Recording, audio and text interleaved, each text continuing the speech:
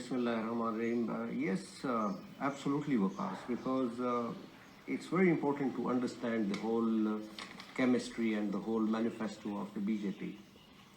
And they have been banking on this ideology for the last 40 years or so, especially from the time when this Hindutva was injected, this political Hindutva was injected into the masses. Well, that's been there from day one when Mahatma Gandhi was assassinated by the very same people. Exactly, by Nathuram Godse.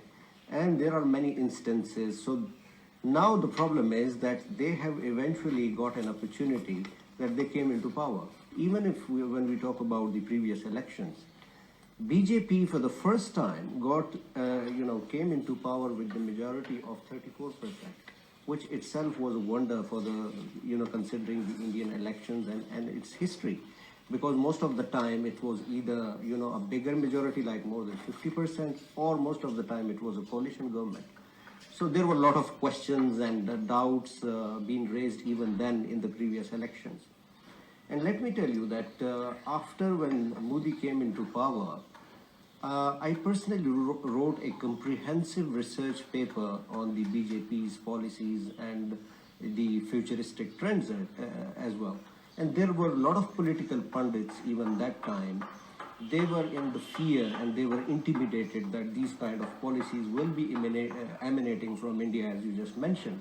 This kind of fascism, this kind of fundamentalism, this kind of right kind of policies, which we have seen throughout his tenure.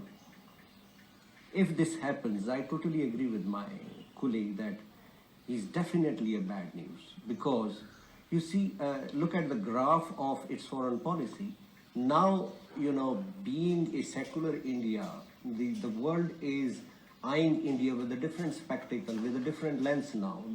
The world is looking at India that probably it is just possible that these are just a few chunk of the society which represents the BJP or this kind of a mindset. And look at but the problem is that this mindset is portrayed over the media, and that media is being spread all over the world now. So the perception of India is now that these people are actually under the mentorship and the leadership of such a lunatic leader, I would say, who has been promoting policies which are based on jingoism. And now India is rather becoming an irritant for the whole region, for the development and growth as well. So with all its manifestation, what Modi was up to up till now, and lately, as you know, there were some corruption charges as well on Modi. So there are lots of loopholes. There are lots of question marks on on Modi itself, on the manifesto of the BJP, and then they create these kinds of policies like anti-minorities, anti-Muslims, anti-Christians, the expedition.